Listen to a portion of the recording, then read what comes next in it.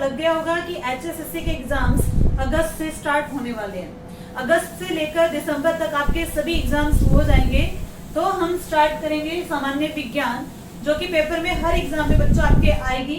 तो रसायन विज्ञान, सामान्य विज्ञान में आज हम स्टार्ट करेंगे रसायन विज्ञान, जो कि होता है बच्चों केमिस्ट्री।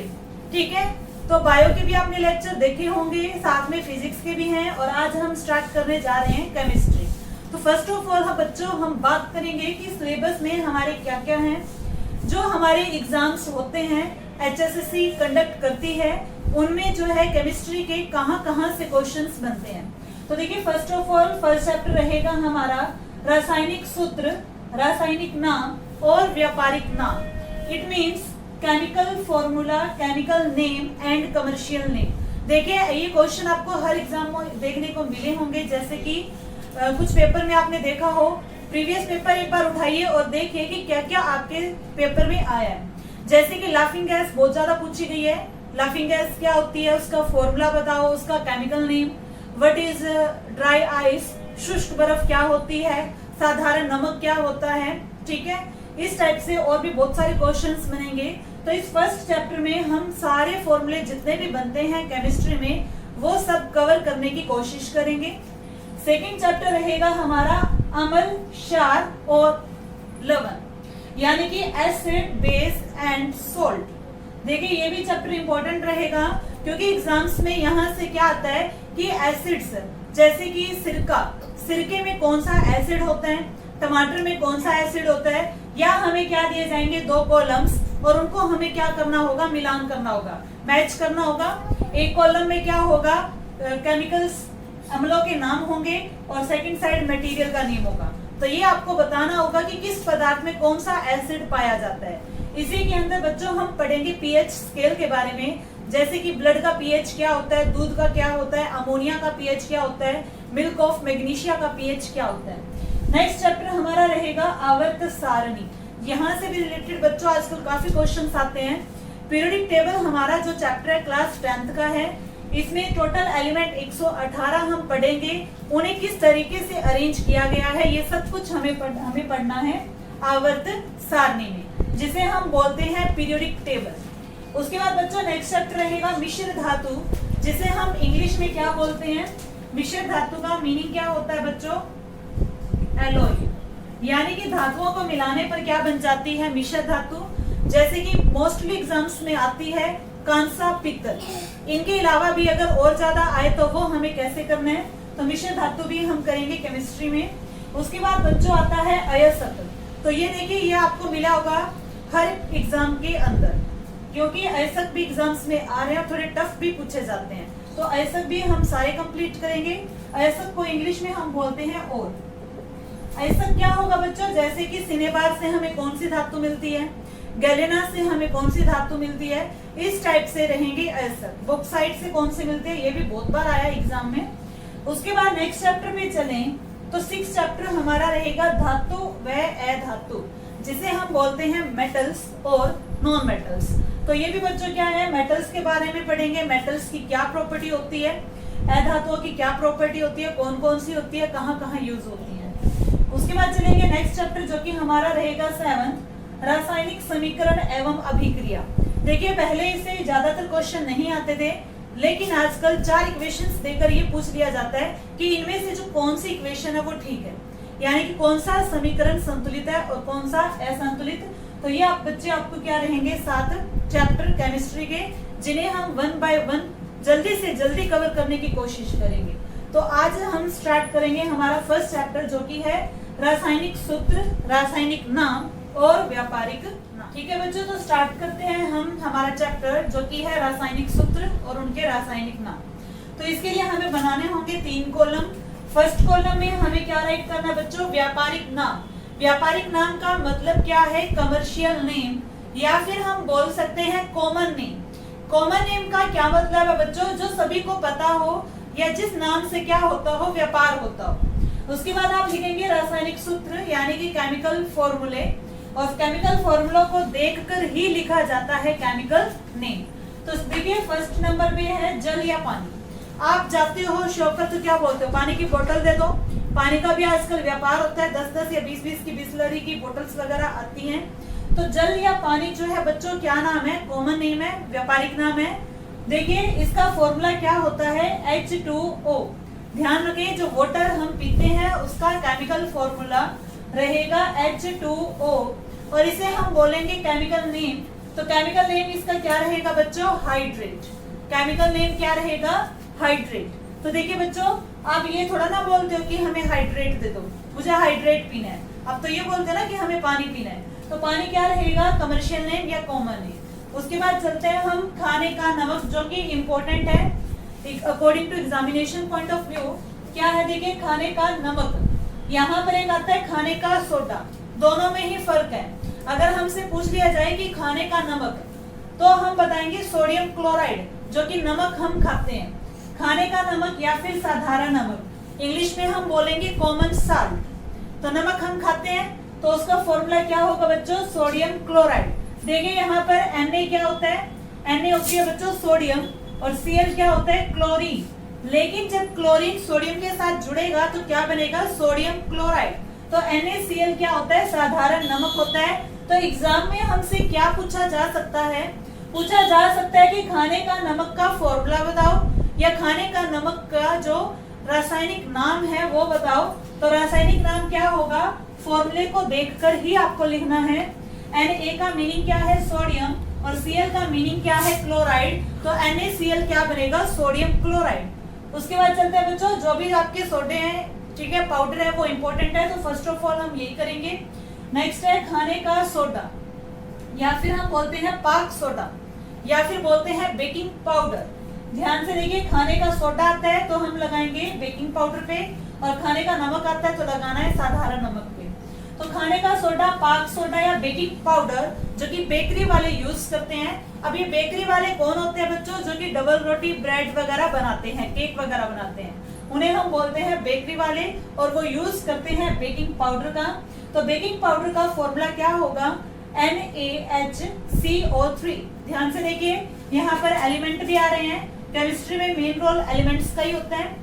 Na का मतलब होता है सोडियम, H का मीनिंग होगा हाइड्रोजन, C होता है यहाँ पर कार्बन, O होती है ऑक्सीजन।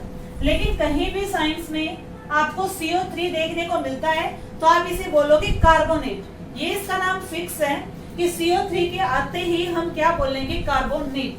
तो देखिए बच्चों अब इसका लिखेंगे हम केमिकल नेम। तो केमिकल नेम आप क्या लिखोगे, Na क्या है, सोडियम, H से बनेगा हाइड्रोजन, और CO3 अभी बताया क्या बनता है, कार्बोनेट। तो केमिकल नेम क्या बना, सोडियम हाइड्रोजन कार्बोनेट। लेकिन देखिए बच्चों यहाँ पर एक और कंफ्यूजन रहती है, कई बार केमिकल नेम तो ये वाला होता है, इसका केमिकल नेम एक और बनता है, वो भी आप साथ में राइट करेंगे। इसे हम बोल सकते हैं सोडियम बाइकार्बोनेट, सोडियम बाइकार्बोनेट। तो दोनों ही नेम में से एक आपको दिया जाएगा और दोनों ही करेक्ट होंगे, ठीक है। दोनों में से कोई भी अगर आपको ऑप्शन में दे रखा है तो वो आपका क्या होगा, करेक्ट होगा। उसके बाद चलते हैं नेक्स्ट बच्चों, बेकरी वाले बेकिंग पाउडर का यूज क्यों करते हैं, किस रीजन से यूज करते हैं ये भी देखिए।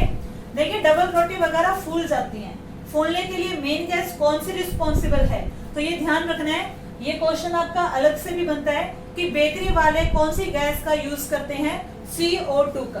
तो देखिए यहाँ पर CO3 है, इस CO3 में से ही निकलेगी CO2 गैस, जिसकी वजह से केक, ये ब्रेड या जो भी है बेकरी वाले सामान, ये क्या होते हैं, फूल जाते हैं। ध्यान रखिए डबल रोटी केक का फूलने का कारण इतना फ्लफी हो जाता है क्योंकि CO2 गैस वहां पे रिलीज होती है। उसके बाद देखिए नेक्स्ट हम आते हैं फोर्थ नंबर पे, जो कि बच्चों है धावन सोडा। धावन सोडा क्या होता है, वॉशिंग पाउडर, जो कि वॉशिंग में यूज होता है। ये भी बच्चों क्या है, इंपॉर्टेंट है। इसका फॉर्मूला क्या रहेगा, Na2CO3.10H2O। देखिए कितने आसान है। H2O को आप क्या बोलोगे, आपने फर्स्ट ऑफ ऑल किया ही था फर्स्ट नंबर पे।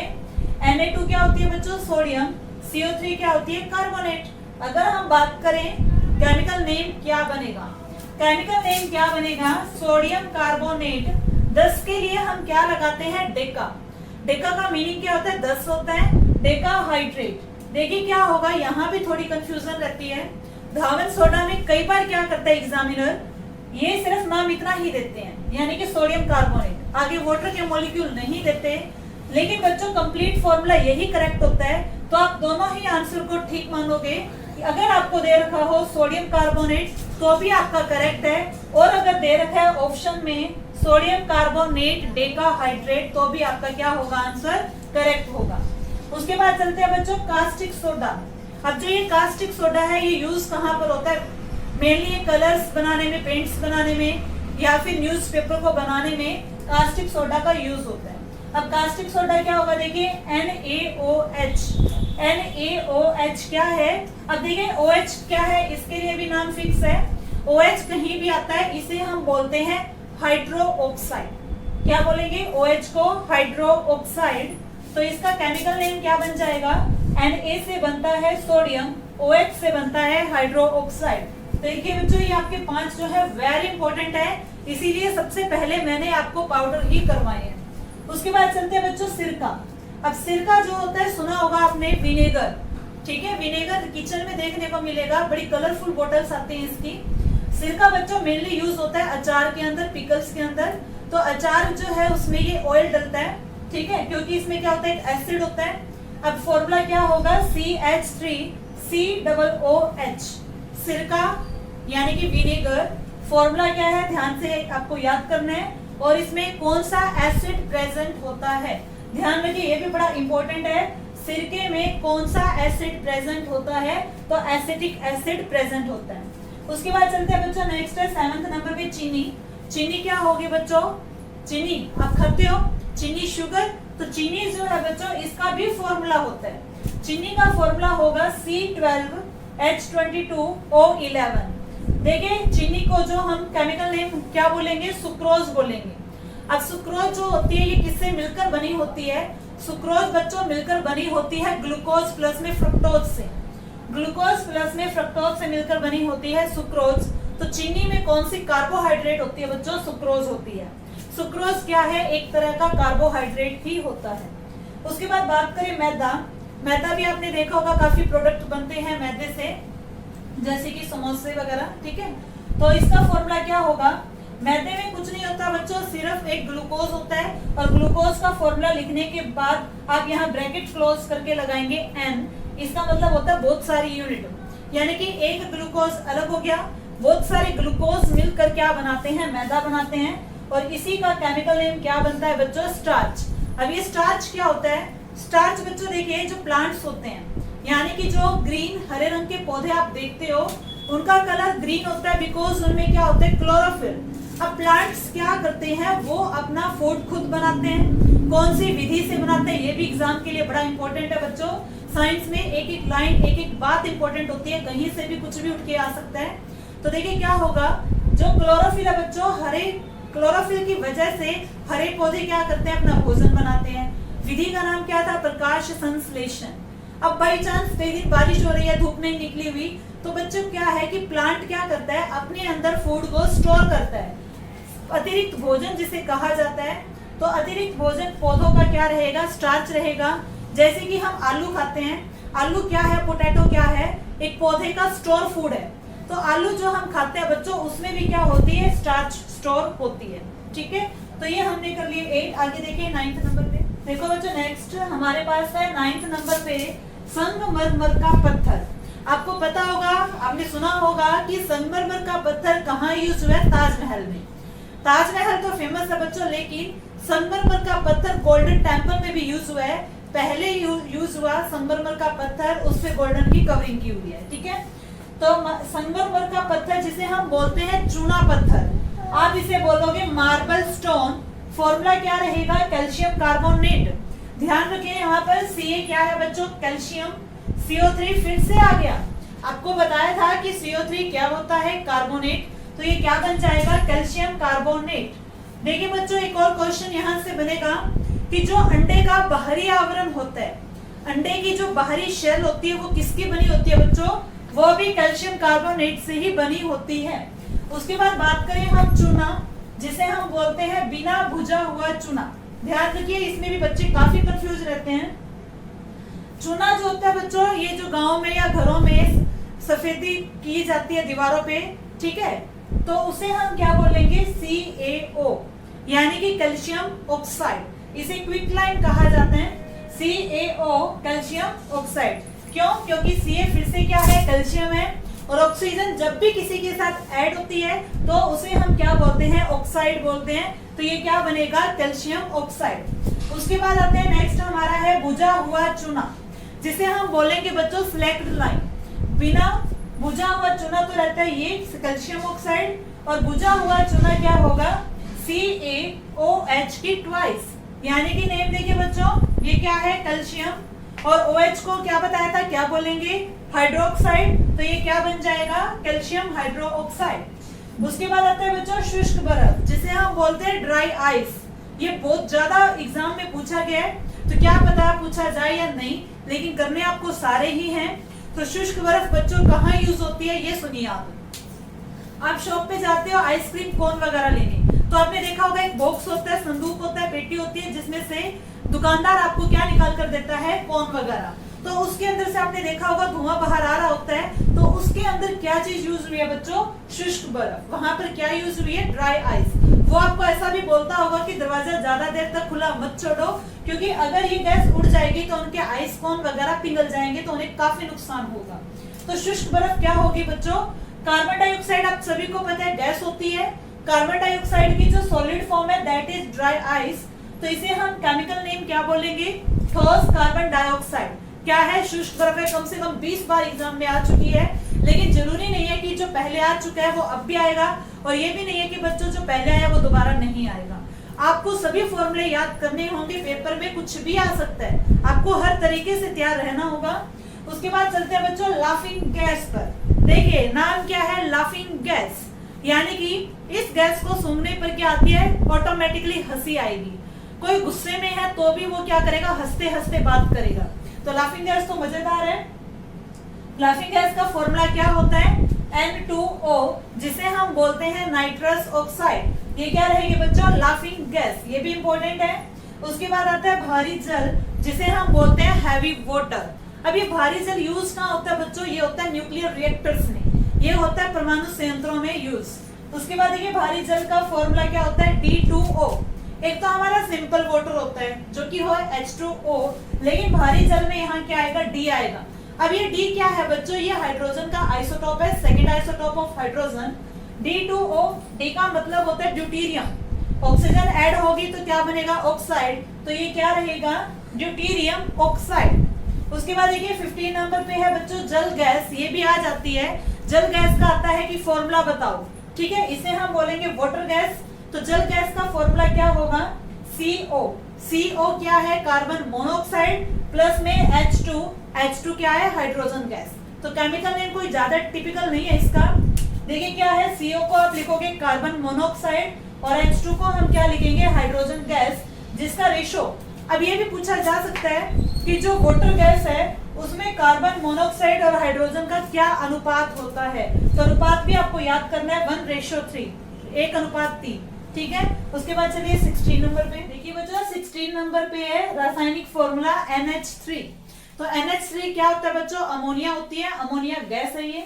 उसके बाद आता है POP, जिसे हम बोलते हैं प्लास्टर ऑफ पेरिस। ये जो था बच्चों फर्स्ट ऑफ ऑल पेरिस में ही तैयार किया गया था, ठीक है, तो इसीलिए से हम बोलते हैं POP। तो POP जो होता है बच्चों क्या रहेगा, CaSO4 पॉइंट में हाफ H2O। अब केमिकल नेम देखिए, Ca क्या होता है, कैल्शियम, SO4 क्या होगा, सल्फेट, हाफ के लिए हम क्या लगाएंगे, हेमी, H2 क्या होगा, हाइड्रेट। तो ये क्या बनेगा, कैल्शियम सल्फेट हेमी हाइड्रेट। तो उसके बाद बच्चों पीओपी का यूज क्या है, जैसे कि हड्डियों का फ्रैक्चर होता है तो जो प्लास्टर चढ़ता है वो पीओपी ही होती है बच्चों। इसको हम दीवारों पे भी यूज करते हैं पेंट करने से पहले पीओपी को। उसके बाद आता है बच्चों जिप्सम। तो जिप्सम क्या होगा, जिप्सम क्या होगा बच्चों, CaSO4 पॉइंट में 2H2O, यानी कि कैल्शियम सल्फेट, 2 के लिए क्या लगाओगे डाई, और H2O क्या है हाइड्रेट। अब एग्जाम में ये भी आया कि पीओपी को किससे तैयार किया जाता है, पीओपी को तैयार किया जाता है बच्चों जिप्सम से, ठीक है। तो जिप्सम को हम गर्म करते हैं 373 केल्विन टेम्परेचर पे, तो हमें मिलती है पीओपी। डेड मॉलिक्यूल पानी का रिमूव होता है और हाफ पिक्चर रिमेन यानी कि बच जाता है। बच्चों जिप्सम क्या होती है? जिप्सम डलती है सीमेंट में। सीमेंट क्या होती है? पानी डालने के बाद काफी मजबूत हो जाती है, तो सीमेंट में ऐसा क्या होता है? सीमेंट में होती है जिप्सम। उसके बाद देखिए आता है नीला थोथा, जिसे हम नीला कशीश या ब्लू पाउडर भी बोल सकते हैं। जब आप केमिस्ट्री लैब में जाते हो तो वहां फ्लास्क में अगर ब्लू कलर का पाउडर दिखाई देता है तो वही क्या होता है? नीला थोथा, जिसे हम बोलेंगे CuSO4 पॉइंट में 5H2O, यानी कि Cu क्या होता है? कॉपर। उसके बाद SO4 कहीं भी आए बच्चों, ये भी आपको ध्यान में रखना है। SO4 क्या होता है? सल्फेट होता है, यानी कि बनेगा कॉपर सल्फेट पेंटाहाइड्रेट।